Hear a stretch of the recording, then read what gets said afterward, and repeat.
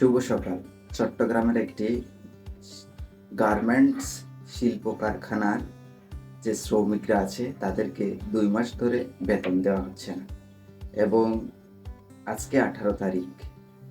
এই ১৮ তারিখ বাংলাদেশের যতগুলো শিল্প কারখানা আছে গার্মেন্টস থেকে শুরু করে সব কারখানা সবার জন্য ৮ দিন, ৯ দিন, ১১ দিন, ১০ দিন বন্ধ দিচ্ছে। সবাই চলে যাবে।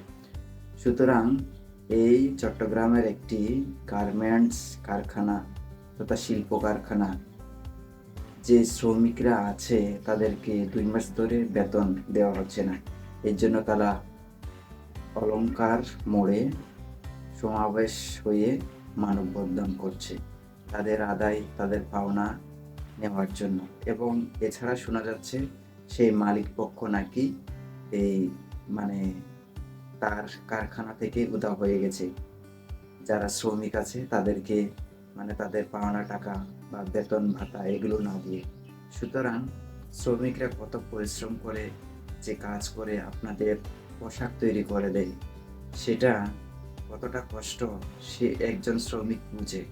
তো আপনারা যদি এভাবে তাদের যে হকটা আছে মেরে খান, তাহলে আপনাদের স্থান কোথায় হবে বুঝবেন।